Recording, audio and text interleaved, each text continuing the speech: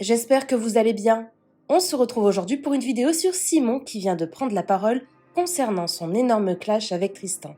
Je ne sais pas si vous avez vu, mais dans le dernier épisode des Marseillais contre le reste du monde, une énorme dispute a éclaté entre Simon et Tristan et c'est allé vraiment très loin. En effet, même si ça n'a pas été montré à l'écran, Simon aurait donné un gros coup de pied à Tristan. Suite à ça, Simon a été exclu temporairement de l'aventure, mais à l'écran, on a juste vu qu'il quittait l'aventure pour se ressourcer. Les images de son clash avec Tristan ont beaucoup fait parler sur les réseaux et Simon a donc décidé de prendre la parole pour expliquer tout ce qu'il s'est vraiment passé.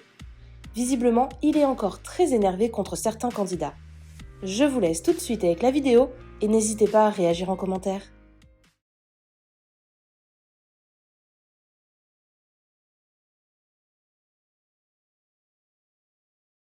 Plus sérieusement, c'est bon, on va rentrer dans le vif du sujet. Bon, voilà, je vais revenir point par point parce que c'est important d'expliquer, même si j'ai pas forcément besoin de me justifier sur des choses, mais parfois j'estime qu'il faut au moins faire comprendre aux gens le pourquoi du comment, pourquoi il y a eu ça, pourquoi il y a eu ci, ça, ci, ça. Parce que sinon on passe pour un fou, et quand je passe pour un fou, ça m'énerve parce que je suis pas si fou que ça. Voilà. Il y a des choses que je peux pas encore expliquer tout de suite parce que c'est encore trop tôt, parce qu'il y a des choses qui vont arriver dans le futur et c'est à ce moment-là que je devrais un peu donner mon avis et ce que moi j'ai ressenti parce que c'est important de vous faire comprendre mon ressenti parce que c'est facile de juger à travers une situation, ce qu'on voit genre à l'écran, interpréter dans le sens qu'on veut. Moi je parle de mon ressenti, de ce que j'ai vécu et comment je l'ai vécu aussi, donc et qui ont fait que les causes à effet de ce qui s'est passé ont été du coup vues à l'écran. Voilà. Des choses auxquelles maintenant que je m'en fous parce qu'à l'heure actuelle je suis très heureux, je suis fou amoureux d'une femme qui m'aime, je pense pour de vrai, parce que je pense qu'on m'a peut-être jamais vraiment aimé pour de vrai avant ça. Bébé, I love you so much. Tu réponds pas? Bébé, je t'aime. Voilà, pas compliqué ça. Je vais pas revenir sur ce qui se passait avec cette autre personne avec qui j'étais en pseudo break ou rupture pendant cette diffusion, que je tairai le nom parce que en vrai de vrai, je m'en carre la tête totale maintenant. Mais c'est vrai qu'à ce moment-là, et c'est important de revenir au moment précis, donc de recontextualiser la situation, j'étais plein de rancœur, plein de regrets, de remords aussi, parce qu'il y a un mélange de tout ça qui ont fait que j'étais dans un tournage avec des gens que j'apprécie normalement de base plutôt beaucoup, et qui malheureusement me voulaient pas que je sois malheureux, que j'ai pas en fait les états d'âme que j'ai eu sur le moment, parce que c'est vrai qu'au début quand je rentre en tournage, premier jour, je suis très malheureux parce que j'ai pas de nouvelles de cette personne-là, du moins des nouvelles très très vagues, et moi je suis un peu perdu parce qu'elle faisait comprendre à beaucoup de personnes, dont mes amis très proches dans ce monde de la télé, comme Julien Bert, bien sûr, et qui disait voilà, Simon, je l'attends, s'il a rien fait sur le cross, bah, on se remet ensemble, c'est sûr, machin, on peut tous faire des erreurs, ça arrive, machin, machin, machin. Voilà, en gros, ce qu'elle disait à tout le monde, je vais pas commencer à vouloir sortir des preuves, des machins, rien à foutre, c'est ma parole, elle le sait, et voilà. Et moi, c'est vrai que sur le moment, certes, j'ai fait une grosse connerie qui est très grave et qui est parfois même impardonnable, qui d'ailleurs, moi, je pensais que quand j'avais fait cette merde-là, même si j'avais des raisons, parce qu'il y a eu aussi des comportements qu'elle a eu envers moi avant que je fasse ça, qui moi, j'ai pas trop apprécié. Bref, c'est pas le sujet en vrai. Voilà, on avait chacun, je pense, nos torts, et c'est vrai qu'il y a eu beaucoup de choses qui ont fait que je me suis rendu compte que je l'aimais vraiment et que j'étais très amoureux parce qu'il y a eu beaucoup d'épreuves qu'on a vécues, qu'elle a vécues aussi, qui ont été très dures et qui ont fait que voilà, j'étais plein de regrets. C'est vrai que j'étais quand même très à cran. J'étais très à cran pendant ce tournage. J'étais sur la défensive parce qu'on essaie un petit peu, voilà, comme vous savez, c'est un tournage, donc on est toujours un petit peu de titiller, de chauffer. Moi, c'est vrai que j'ai un peu le rôle du petit lapin, mais d'un autre côté, certains me voient d'un œil méchant, d'un œil jaloux aussi, hein. Ils se reconnaîtront et vous pouvez savoir. Il y a des gens qui ont essayé de me causer du tort, d'essayer de m'intimider à des moments de la diff en pensant que j'allais me taire. Alors vous savez très bien comment je suis, parfois même trop, mais je joue ma gueule tout le temps et j'ai peur de personne. Et dans tous les cas, c'est pas des mecs de 33 balais qui vont m'intimider. Voilà, on est tous pareils. Voilà pourquoi je me suis très bien entendu avec Maëva, parce qu'on est pareil et on pense pareil. Et on a les mêmes manières de penser et de fonctionner. Donc voilà, j'ai donc été pendant ce tournage plutôt très seul finalement. C'est le problème.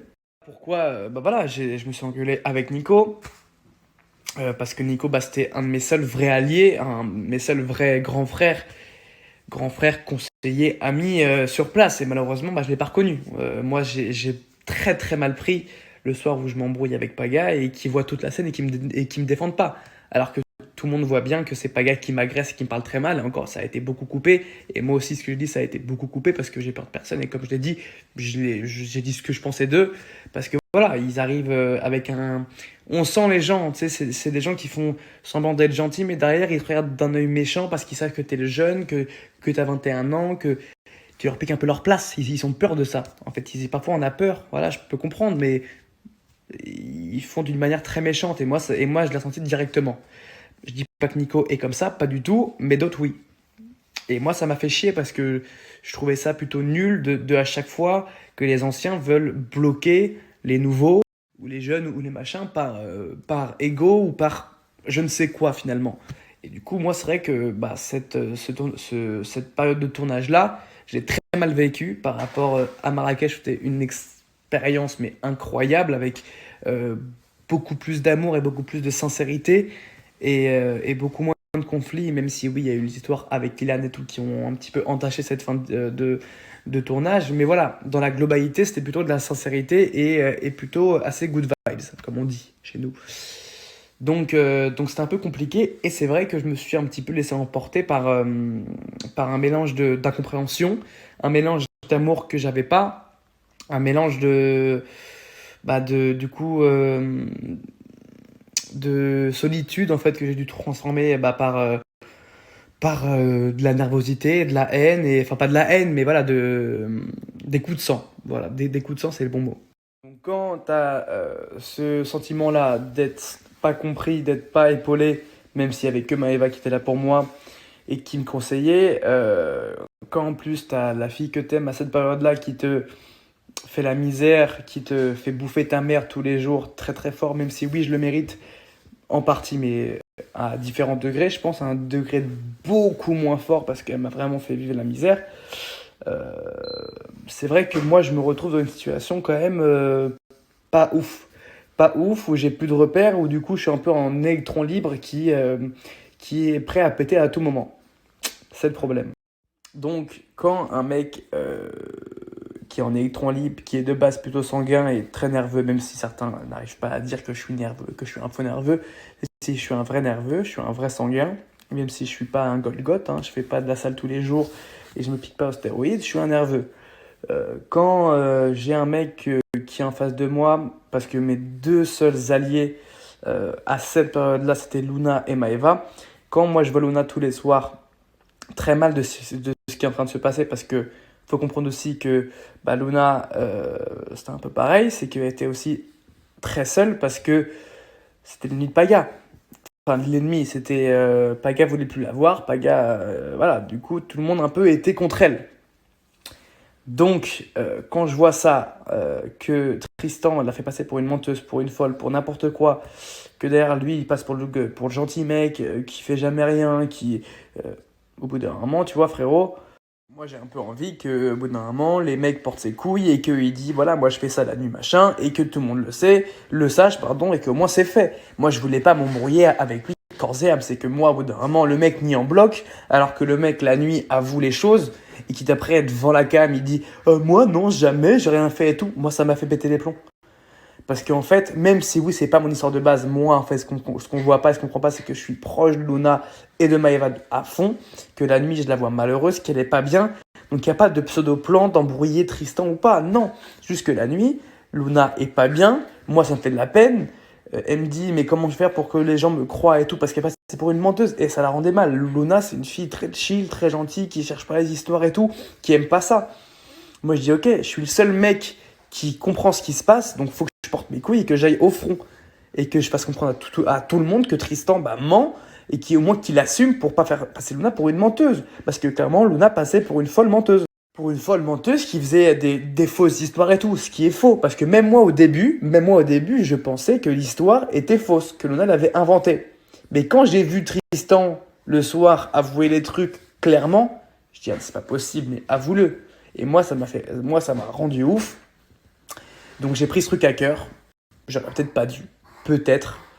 Mais clairement, bah, je l'ai pris à cœur parce que ça me faisait de la peine pour elle et que j'avais mon ami que j'aimais beaucoup. Je la voyais pas bien.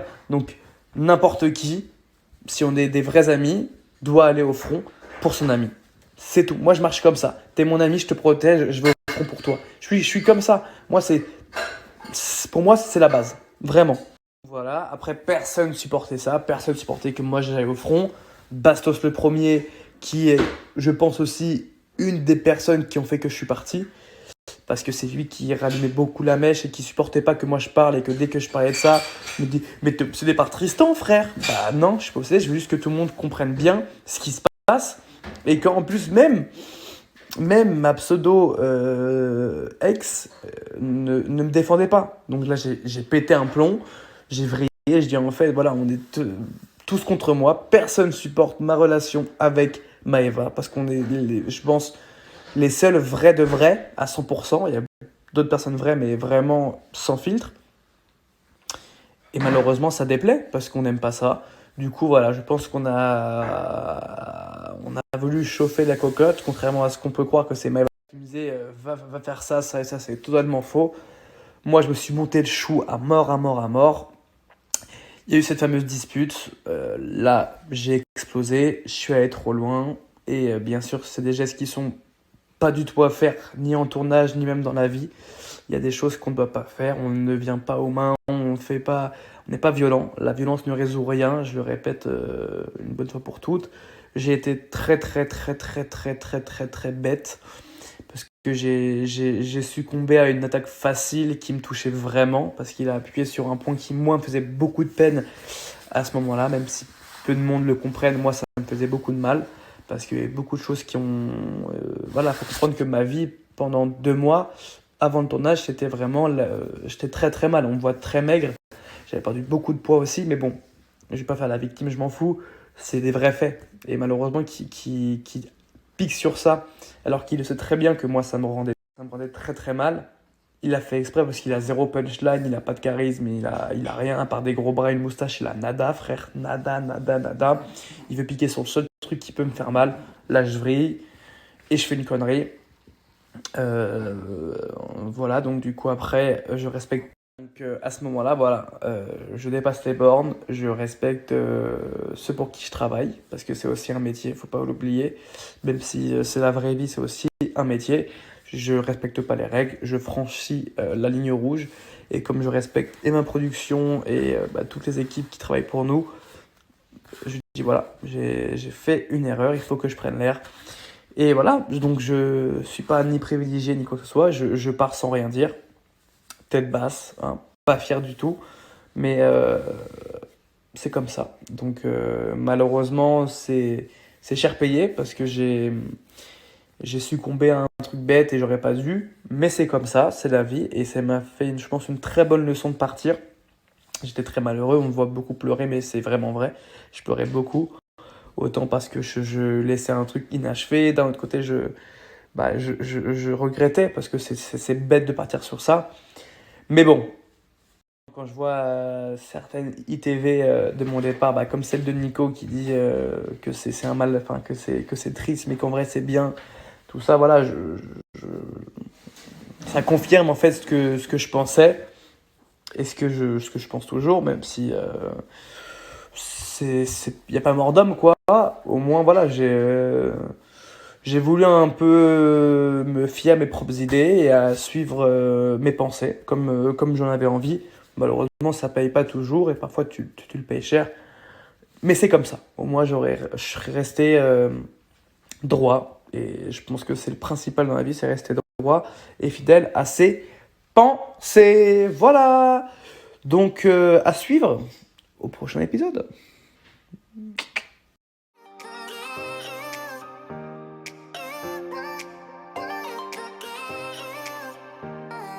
you can